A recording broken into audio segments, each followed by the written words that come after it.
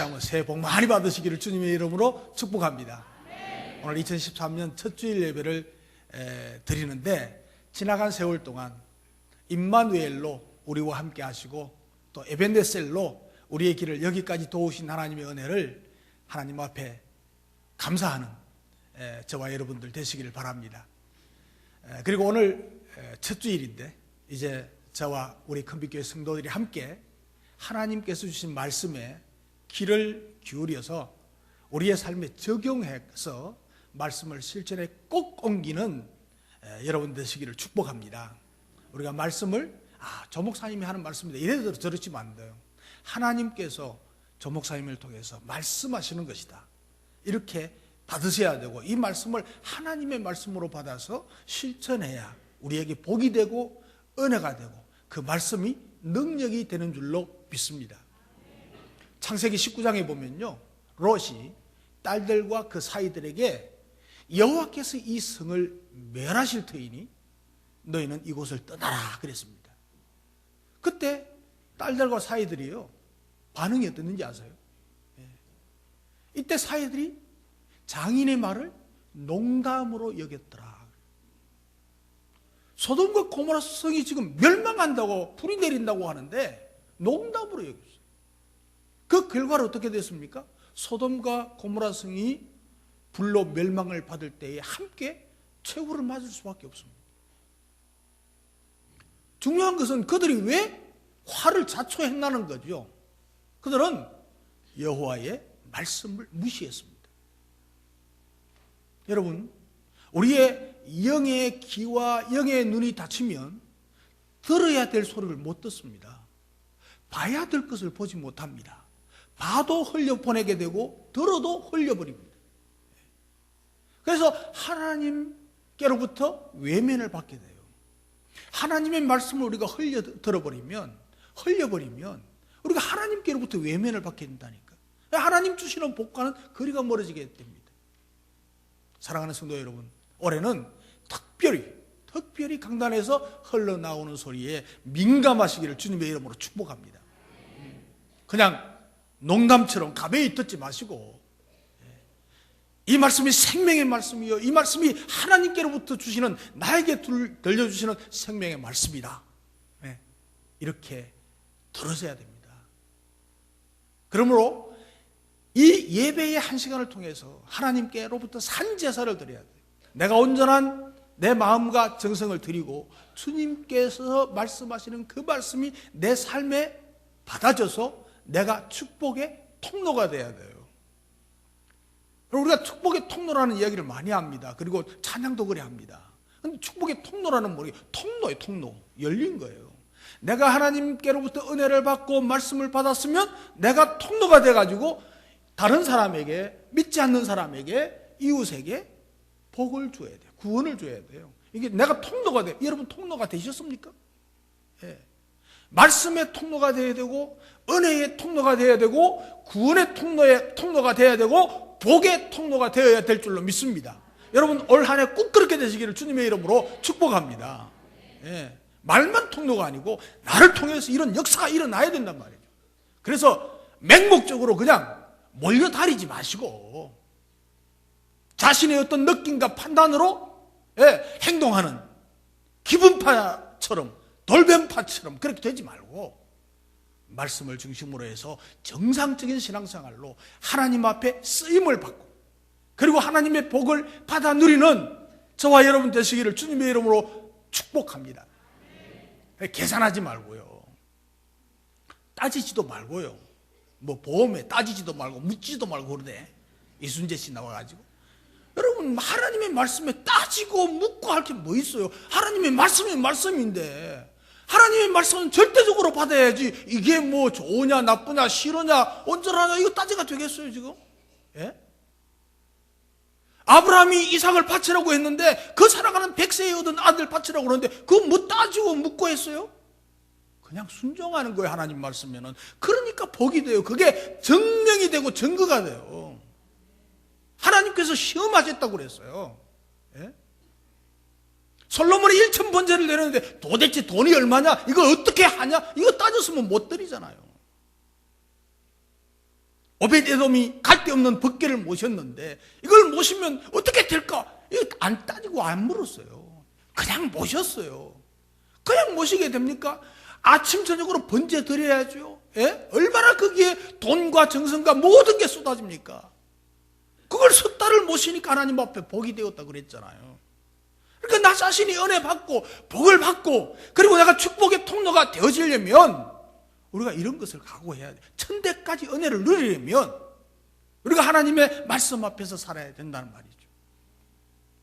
오늘 저와 여러분들이 같이 읽은 이 말씀은 교회가 형성되기 전에 주님의 말씀을 받들어서 주님의 말씀대로 제자들을 중심으로 120명 성도들이 모였습니다. 마음을 같이하여 오로지 기도에 힘썼다. 전에 번역 성경에는 마음을 같이해서 전혀 기도에 힘썼다고 그러죠. 제가 볼 때 전혀가 더 좀 강한 것 같아요. 전혀 기도하기를 힘썼어요. 여러분 보십시오. 예수님을 따르던 사람이 도대체 몇 명이나 되겠습니까? 갈릴리 지역으로 온 이스라엘을 다니면서 복음 전할 때 구름대처럼 사람들이 모여들었거든요. 예수님 말씀 들었습니다. 은혜 받았습니다. 병도 고침 받았습니다. 문제 해결 받았습니다. 가는 곳마다 거의 이스라엘 전역을 다녔습니다. 예. 예루살렘에도 엄청났습니다. 예. 환호하다가 또 죽이라고 그랬지만 어쨌건 모든 인파가 모였습니다. 예수님께서 십자가에 못 박혀 죽으셨습니다. 사흘 만에 부활하셨습니다. 40일 후에 성천하는데 성천하는 예수님께서 부활하신 예수님께서 성천하시는 그 현장에 500여 명이 있었다고 그랬습니다. 500여 명이 있었는데 주님께서 말씀하셨잖아요. 너희들 예루살렘을 떠나지 말고 기도해라. 내가 보내는 성령 받아라. 그랬잖아요. 근데 몇 명 남았습니까? 120명 남은 거예요. 지금 오늘 본문에 120명 남은 거예요.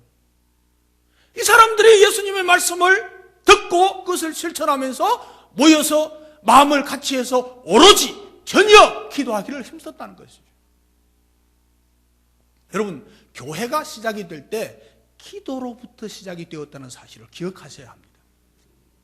대단한 잔치로부터 시작한 것이 아니고 기도로 교회가 시작되었어요.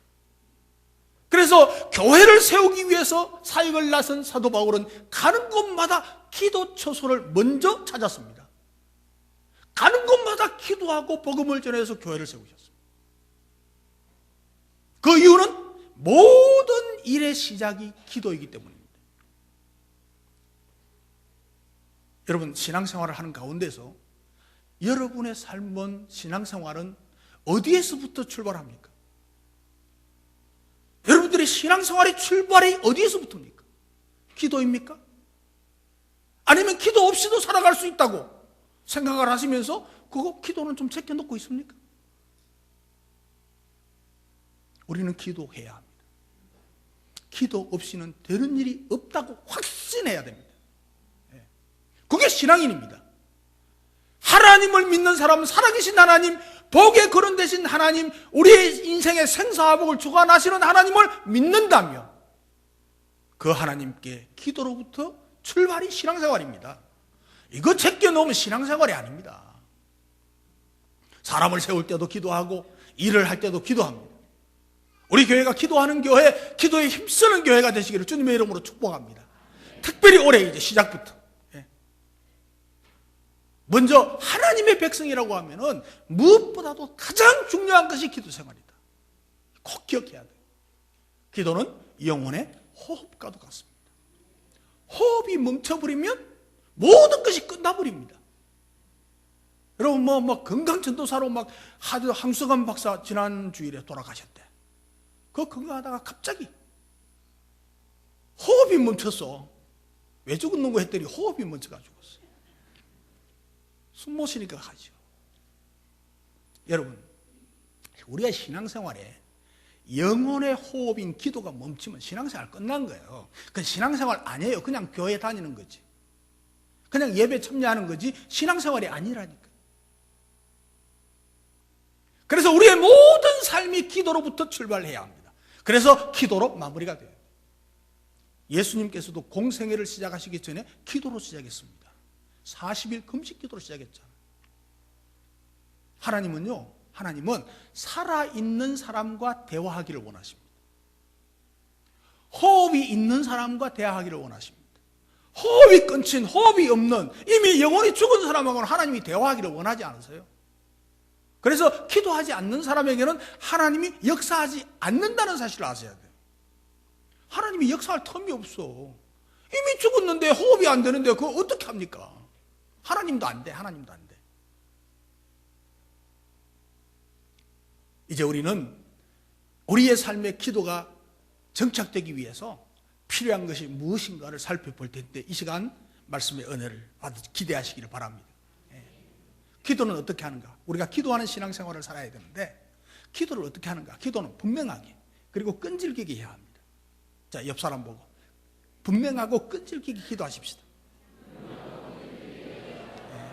다른 사람 보고 한 번 더. 분명하게 그리고 끈질기게 기도해야 됩니다. 기도는 하다가 마는 게 아니에요. 마태복음 20장 30절에 보면 예수님께서 여리고를 지나가시는데 맹인 두 사람이, 앞을 보지 못하는 두 사람이 예수님께 막 부르짖었습니다. 주여 우리를 불쌍히 여기소서.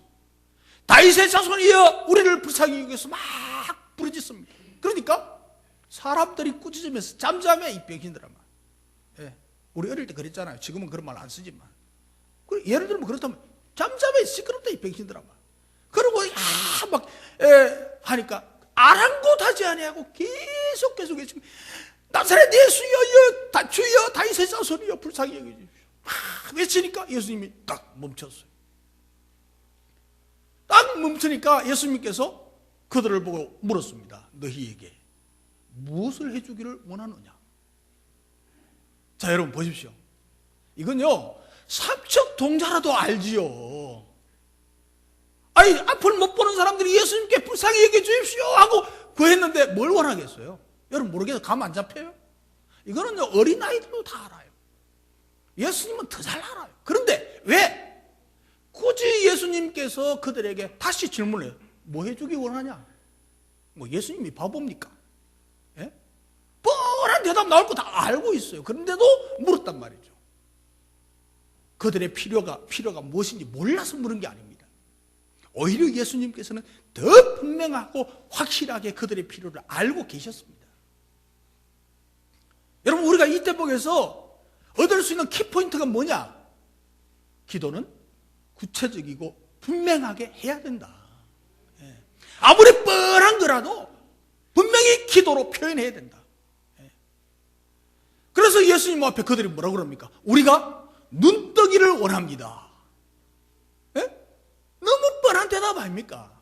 그런데 예수님께서는 우리가 눈뜨기를 원합니다. 이 대답을 딱 들으신 후에 그들의 요구사항을 입술로 분명하게 구했을 때 예수님께서 뭐랬어요? 34절에 보면 불쌍히 여기사 그들의 눈을 만지시니 곧 보게 되어 그들이 예수를 따르더라 그랬습니다. 그 분명한 기도 들으시고 그때야 비로소 만져주시고 고쳐주셨어요. 이게 중요한 거예요. 뻔한 거 주님 알아서 하시겠지. 그럼 하지 마십시오. 주님은 그것을 뻔한 것을 구하기를 원하세요. 그래서 여러분들의 올해 이제 신년 기도 제목 다 적으시고 또 헌금도 하시고 하셨어요. 또 안 한 분 있나? 그런데 그거 하나님께서 고려했더라고 적어냈다고 끝나는 게 아니에요. 그걸 딱 조목조목 하나님 앞에 기도하셔야 돼요. 그리고 그 응답이 끝날 때까지, 끝나면 하나님 감사합니다, 또 요거 남았네요, 또 주세요, 이래야 돼요. 그래서 딱 기도해요. 정확하게 해야 돼요. 그리고 자기 기도만 하면 됩니까? 올해는 하나님의 교회를 위해서도 기도를 더 분명하게 하셔야 돼요. 우리가 이웃을 적극적으로 섬기는 교회 했습니다. 자, 옆 사람 보고 이웃을 적극적으로 섬기는 교회입니다. 여기 이제 다 동참해야 돼요. 다시 말하면 우리가 이웃을 적극적으로 좀 폭을 넓혀서 전도해서 열매를 맺자는 거예요. 여러분 오해하지 마십시오. 우리 목사님 자꾸 가정교회가 희석되고 가정교회가 멀어지는 거 아이가 이러는 사람이 있어. 아닙니다. 가정교회를 더 온전하게 하기 위해서. 가정교회가 뭐지요? 교회가 세워진 목적이 영혼 구원해서 제자 만드는 거예요. 교회가 그게 세워진 목적이고 그 목적을 이행하자고 하는 거예요. 근데 우리가 가정교회가 정착이 되고 5, 6년, 6, 7년 되었을 때 너무 교회가 많이 성장했어. 영혼 구원이 잘 됐어요. 근데 지금 3년, 4년 가까이 지금 영혼 구원이 아주 소수적으로 점점 줄어드는 거예요. 다른 교회만큼 부흥은 했어요. 일반 교회만큼은 조금 더 봉헌했는데 우리가 그것으로 만족해서 안 된다는 거예요. 예? 그 영혼을 구원해야 되는데 이제 막 이게 가만히 제가 이제 보니까 제가 10년, 12년 동안 통계를 쫙 내봤어요. 예? 숫자가 얼마나 늘었냐 줄었냐. 이게 한 가정교회하고 6, 7년 돼서 확 늘었어요. 근데 지금 3년 전부터는 그 박보 상태. 예. 그러니까 왜 그렇게 되느냐? 이게 계속해서 영혼 구원이 돼야 되는데 왜 이렇게 이게 다운되느냐? 이건 우리의 정책이 잘못돼서 그래요. 다시 말하면 제가 여러분들에게 잘못 가르쳐서 그래요. 예. 그러니까 두세 사람만 한정해가지고 보야피정에 그들만 섬기라고 그러니까 여러분들의 폭이, 전도의 폭이 굉장히 좁아진 거예요. 지금 두세 사람, 한두 사람 이렇게 딱 섬기다 보니까 이 두세 사람이 이사를 가쁘거나 뭐 나올 기미가 안 보이거나 아무리 섬기도 별로 이게 뭐 올 기미가 안 보이니까 지치는 거죠. 다른 데로 멀리 볼 수가 없어. 그건 제 책임이에요. 제가 그걸 포기 못 만들었어요. 그러니까 포기 상태고 목장에서는 세 사람이 안 들어오니까 힘을 잃고 여러분 목장을 보세요. 지금 우리가 100목장에서 106개까지 올라갔다가 105개, 3개 이렇게 왔다 갔다 한 지가 지금 2년, 3년이에요. 그러니까 이제 이게 아니다. 내가 잘못했다. 그 기도하면서 제가 깨달은 거예요. 그래서 성경에 한두 사람만 전도하라는 말이 없잖아. 그렇죠? 모든 사람에게, 많은 사람들에게, 누구에게든지 불특정 다수에게 복음 전하라고 한 게 성경이에요. 근데 제가 잘못 가르쳤으니까 용서해 주시기 바랍니다. 근데 이렇게 이제 그러니까 적어도 우리가 폭을 좀 넓히자. 조금 더 넓히자. 한 15명 이상 잡자 이렇게 했는데 우리 장로님들께서 저보다 훌륭해요. 15명이 뭡니까? 20명 합시다. 그럽시다 그럼. 그래가 20명 이상. 내가 한 거 아닙니다. 우리 장로님들이 한 거예요. 그러니까 20명 이상 하자. 그런데 여러분 지금 막 벙벙할 정도로 계산 막 돌아가. 지금 머리 돌아가. 계산하지 마요. 그냥 내 이웃에 안 믿는 사람, 보이는 사람, 자주 만나는 사람, 20명 안 만나는 사람이 어디 있어요 지금? 그죠? 그 사람들 만나는 사람, 보이는 사람, 이웃집, 옆집, 앞집, 뒷집, 밑집, 아랫집, 웃집. 맞나? 밑집, 아랫집, 웃집 다 이제 살펴보시고 이름 모르면 우리 2층, 우리 505호, 뭐 1525호 뭐 이라든지 그렇게 해서 20명 이상, 50명. 그러면 20명만 하면 됩니까? 50명, 100명에도 아무 상관이 없어요. 그래 하시고 무조건 이제 데리고 오는 거예요. 그래서 이것도 목표를 세우셔야 돼요. 여러분, 나는 20명이라고 했는데 목사님 20명 이상, 이게 20명 이상이지 20명 말하는 얘기 아닙니다. 그냥 나는 50명 하겠다. 나는 100명 하겠다. 일단 내가 요새 나는 만나는 사람마다 하겠다. 이런 목표를 정해서 그것을 기도해야 돼. 하나님, 나 50명 하고 싶어요. 이 한 해에 나는 100명 데리고 오고 싶어요. 그래서 내 힘으로 하려고 그러지 만 하나님 앞에 기도해야 돼. 하나님, 나 100명입니다. 붙여주세요. 그리고 기도하고 그 응답으로 하나님의 도우심과 능력으로 데려와야죠. 그러니까 괜히 이유 달지 말고 그냥 하시면 돼. 순종해 보십시오. 그게 순종이 복입니다. 성경의 모든 기록이 전부 그 순종에 대해서 나오는 거예요. 정치는 야당과 여당이 있지만 교회는 야당과 여당이 없어. 전부 예수당이야. 야당할 생각하지 말고. 우리 올해 교회 목표는요 1,500명, 1,500명. 어른만. 어른 1,500명 모이는. 지금요 우리가 1,000명 조금 넘는데 모이는 숫자는 800명 왔다 갔다 합니다. 그래서 이제 이게 1,000명 가지고는 안 돼. 1,500명. 여러분, 사람은 목표가 굉장히 중요합니다. 이 목표가 있느냐 없느냐에 따라서 너무 중요한 거 제가 봤는데 전번에도 한번 이야기했지만 제가요 허리가 아파가지고 참 고생 많이 했습니다. 이분도 하고요. 뭐 일주일씩 일어나지도 못하고 몇 년 동안 그랬습니다. 그래서 안 되겠다. 내가 잇몸 일으키기 해야지 이래 했습니다. 근데 내가 원래 운동을 안 좋아하고 운동을 못해요. 잇몸 일으키기 하는데 이거 한 개 하는데 일주일 이상 걸렸어요. 거의 2주일 가까이 들은 것 같아. 한 개 하는데.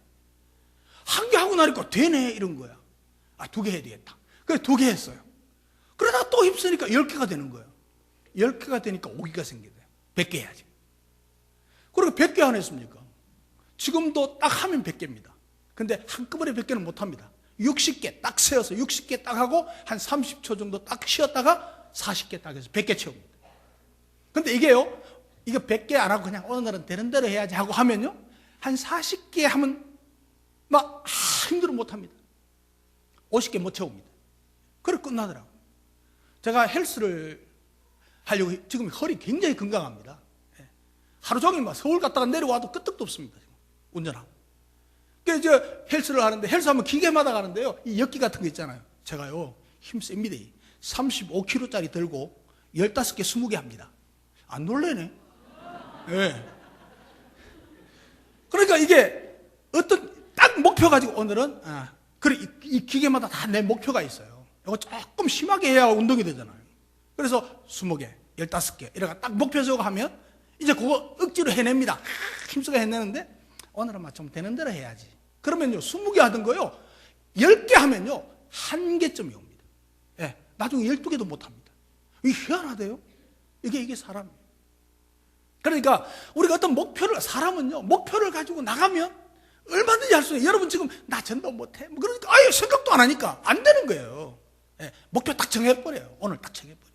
나 50명, 나 100명 딱 정해가지고 한번 해봐요. 기도해요. 그래 내 힘으로 하려니까 안 되지. 내가 목표 정하고 하나님 도와주십시오. 기도하면 되죠. 그래서 기도는 끈질기게 응답될 때까지 하는 거예요. 응답될 때까지. 누가복음 18장에 보면 불의한 재판관 이야기 예수님이 하셨잖아요.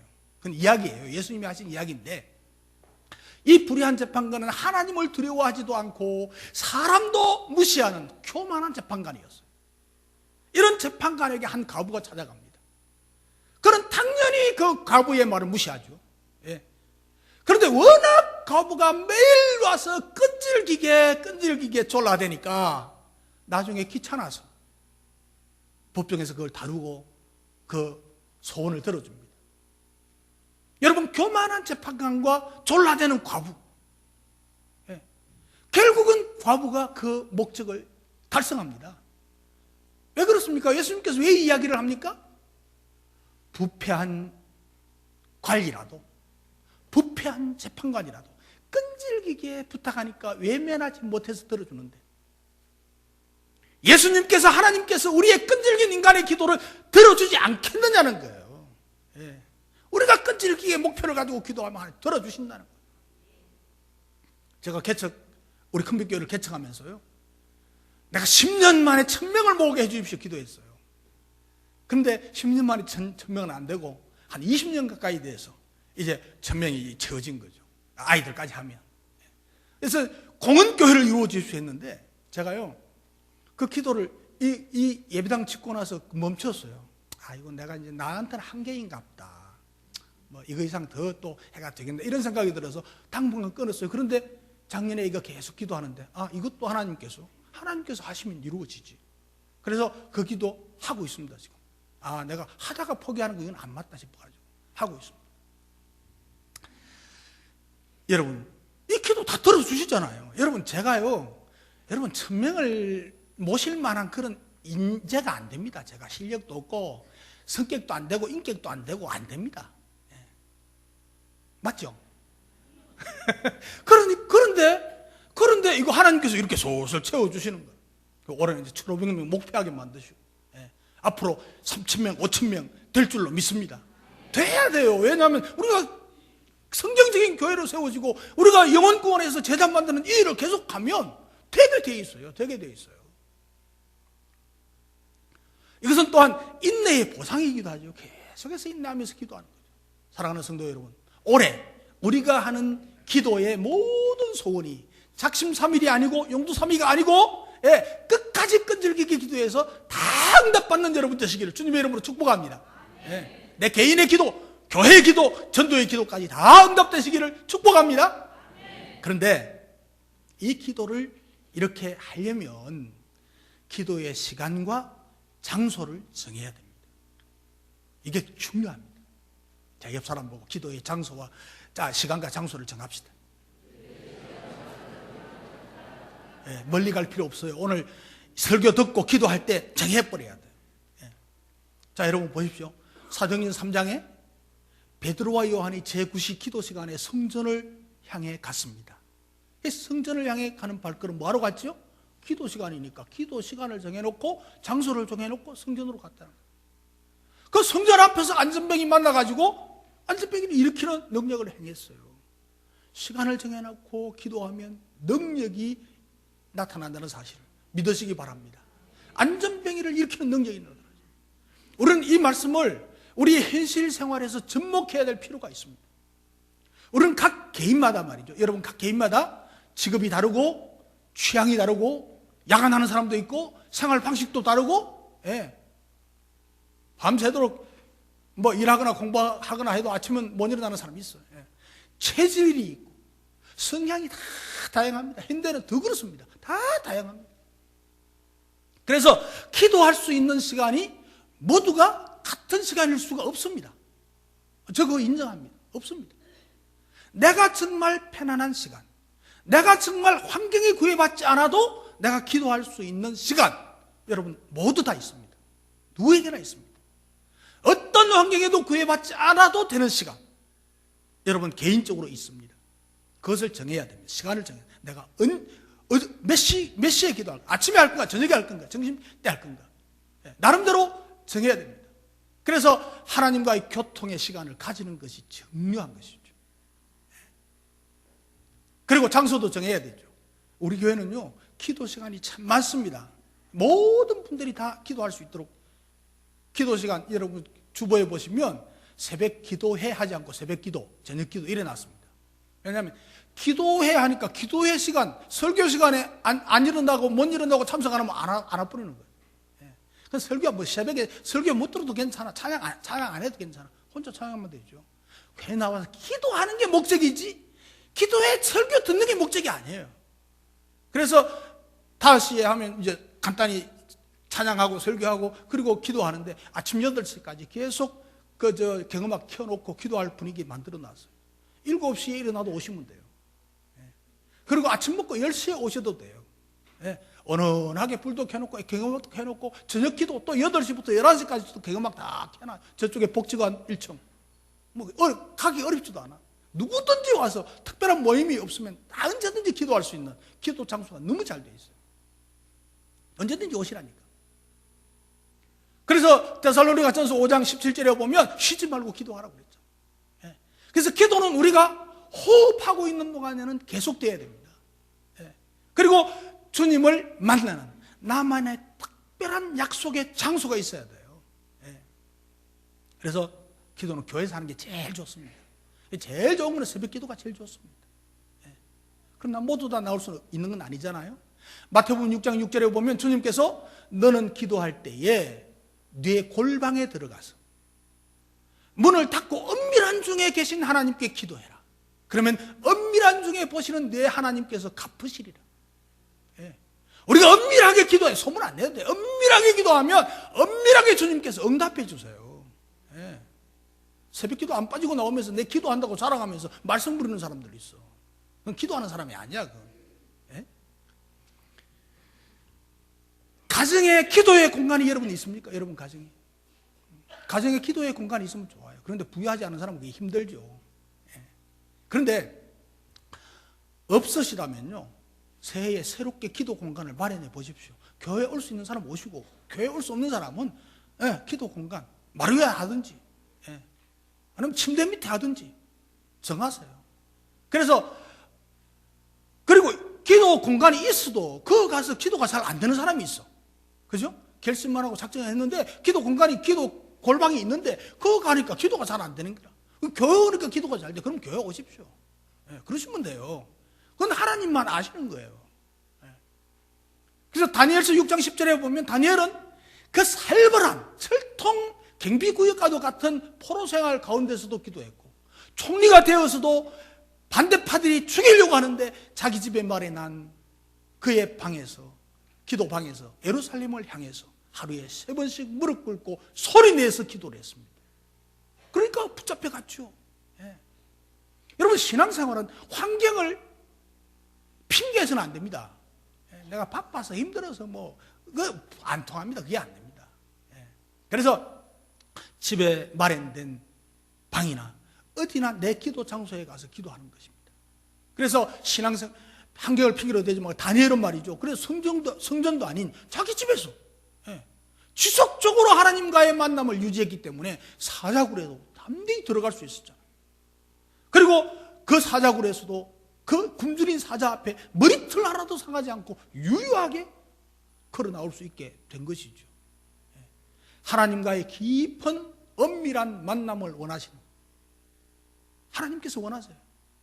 그래서 자기만의 기도 공간을 만들어 보시기를 바랍니다. 예수님께서 겟세마네 동산에서 기도하셨습니다. 베드로 역시 지붕 위에서 기도했다고 그랬습니다. 빌립보에서 있었던 루디아는요, 강가에 가서 늘 기도했다고 그랬어요. 주님은 결코 어느 일정한 장소에 머물러 계시지 않아요. 주님께서 교회만 있는 게 아니에요. 여러분 집에도 직장에도 다 있는 거예요. 주님은 우리가 움직이는 곳이면 어디든지 다 함께 하세요. 어디서든지 기도하셔도 돼요. 다만 우리가 시간을 정하고 정기적으로 날마다 기도하는 것이 중요해요. 자기의 침실을 기도처소로도 가능합니다.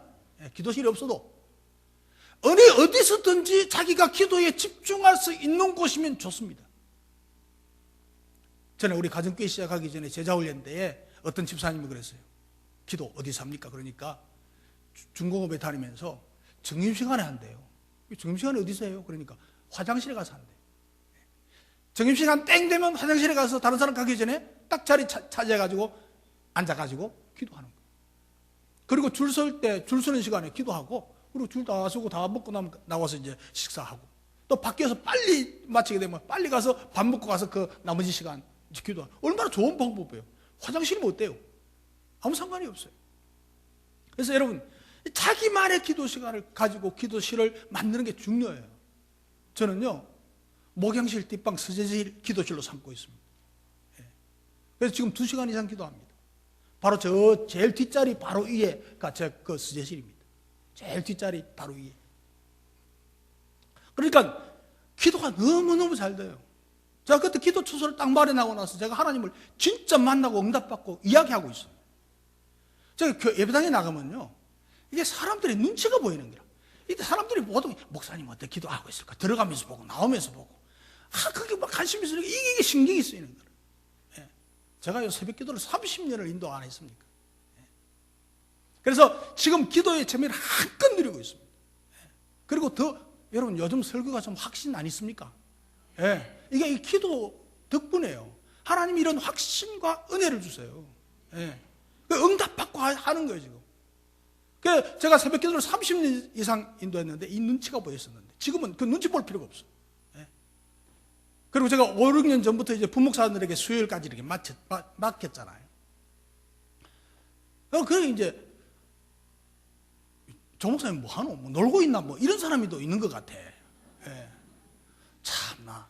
여러분 부목사님 시키는 거는 부목사님을 위한 배려입니다. 배려. 내가 설교 얼마든지 할 수 있어요. 내가 설교하면 편하고 훨씬 좋아요. 그런데 부목사님들 키워야죠. 부목사라 내가 일 시키면서 그 사람들을 키워줘야지. 그것도 일만 시키고 제껴두면 다음에 어떻게 큽니까? 다른 교회 가면 부목사님들이 안 세워줍니다, 사실. 그러니까 여러분 한번 생각해 보세요. 중소기업 사장이 처음에는 기계 몇 대 놓고 자기도 같이 직원들하고 일하는데 커가지고 이제 큰 기업이 돼서 한 100명 됐어. 근데 그 사장이 그거 같이 기계 가지고 일하고 있으면 되겠습니까, 여러분? 아니잖아요. 이제 회사 전체를 돌보고 그리고 외부 일도 하고 그래야 되잖아요. 여러분 교장 선생님이 아침 조회하고 나면 아무것도 안 하고 노는 것 같아. 맨날 교장실에서 노는 것 같아. 필요 없습니까, 그 사람이? 학교 전체를 관리하고 책임지는 거예요. 여러분 제가 보면 나와서 뭐 일해야 됩니다. 여러분 우리 교회요 화단에 그 쓰레기 하나 떨어진 것도 내 말이 가야 돼요. 뭐 그냥 돌아가는 줄 압니까? 무슨 말 하다가 또 이렇게 아픈. 기도의 시간과 장소를 정해야 된다. 왜 그리 빠졌지? 30%. 그래서 새벽 기도가 최고 좋습니다, 여러분. 그런데 제가요 여러분들에게 새벽 기도 다 해라 이렇게 말씀드리지 않습니다. 1000명 성도가 다 새벽 기도 나올 수는 없어요. 불가능한 일입니다. 그래서 저는 새벽 기도 나오는 숫자 이거 연연하지 않습니다. 50명이 나와도 좋다, 100명이 나와도 좋다. 더 많이 나오면 더 좋고 안 나오면 안 나오는 대로. 그리고 새벽 기도하는 사람을 최고로 생각하지 않습니다. 기도 많이 하면 더 성실한 충성자가 되고 봉사자가 돼야지. 기도 많이 하면서 불평하면 그 기도하는 사람 아니잖아요. 그래서 숫자가 중요한 게 아니에요. 저는요 우리 교인 성도들 모두 다가 시간을 정해놓고 매일 기도하기를 축복합니다.